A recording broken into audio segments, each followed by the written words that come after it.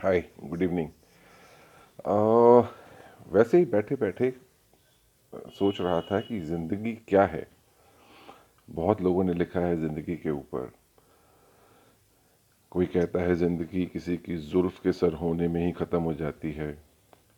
कोई फरमाते हैं कि पलकों के बंद होने और पलकों के उठने में दौरान जो है ज़िंदगी निकल जाती है। तो बहुत कवियों ने, बहुत शायरों ने बहुत कुछ लिखा है इस बारे में। बट रिसेंटली कुछ ऐसा हुआ कि जहाँ पे मुझे थोड़ा सा विचार करना पड़ा कि वाकई ज़िंदगी है क्या चीज़।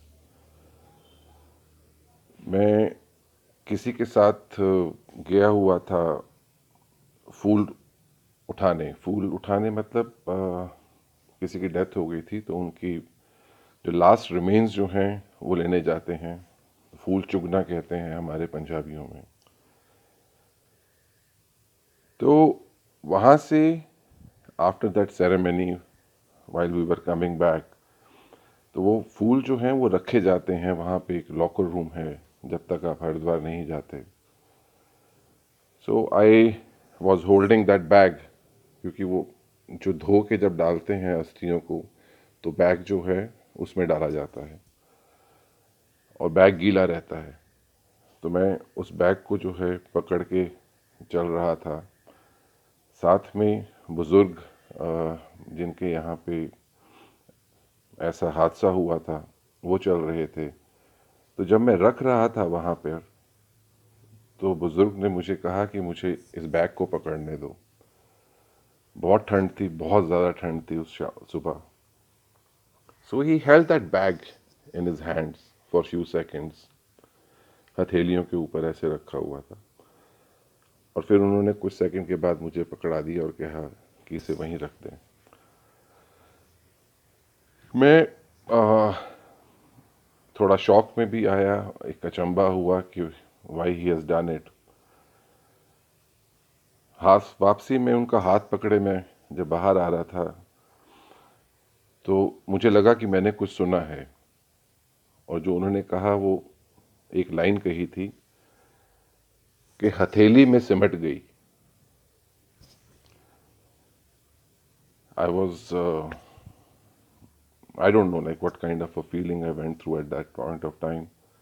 लेकिन वो जो उन्होंने कहा था वो काफ़ी देर तक मेरे जहन में वो चीज़ अटकी रही।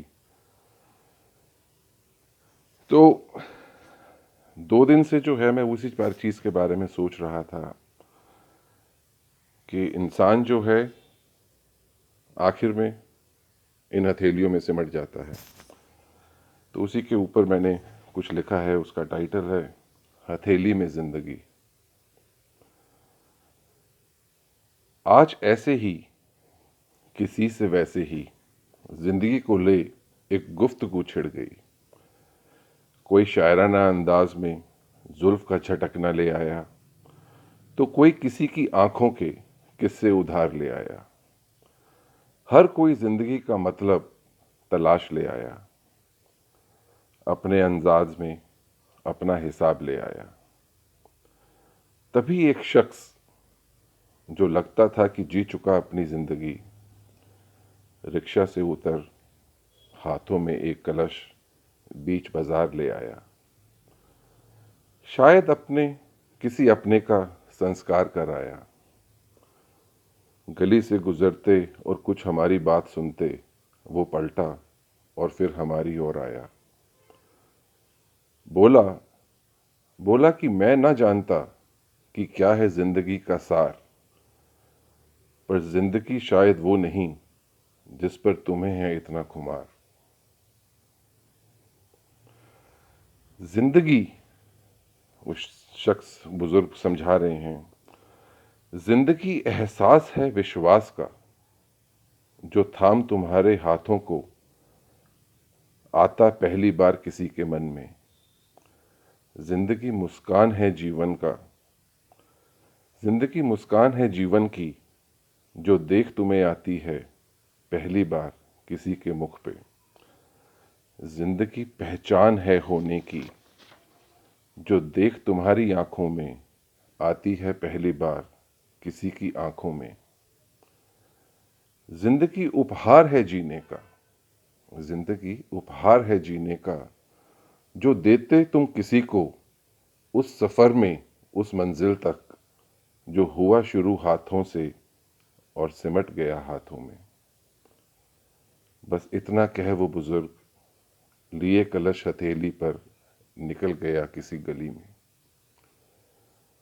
हम खड़े रह गए, हम खड़े रह गए कुछ सहमे से, समझ जिंदगी का मतलब, जो शुरू हुई हथेली से, जब छुआ हमने कोई जीवन, और सिमट गई हथेली में जब खत्म हुआ कोई जीवन। सो while I was writing it, मेरे दिमाग में बेसिकली जो कॉन्सेप्ट था वो एक औलाद का था, कि जब हम किसी औलाद को जो है अपने हाथों में उठाते हैं, एंड जब वो हमें देखती है, जो पहली बार जो है वो मुस्कुराती है, जो पहली बार उसको ये विश्वास है कि ये हाथ मुझे छोड़ेंगे नहीं, जो पहली बार वो आंखों में मेरे एक पहचान देखती है, शायद वही जिंदगी है। बट देन आई रियलाइज कि सिर्फ औलाद के साथ ही नहीं है, this happens with everybody, everybody we meet in life. चाहे वो दोस्त है, चाहे भाई है, बहन है, कजन्स हैं, दोस्त हैं, यार हैं, प्यार है, anybody for that matter of fact, जिसको भी हम पहली बार मिलते हैं, एक विश्वास, एक पहचान, एक मुस्कान उसको देते हैं, और वही उसकी ज़िंदगी बन जाती है। So this was my interpretation of the whole thing. I don't know whether you agree with it or not. But anyways, so shukriya, dhanyawad, thank you, till we meet next.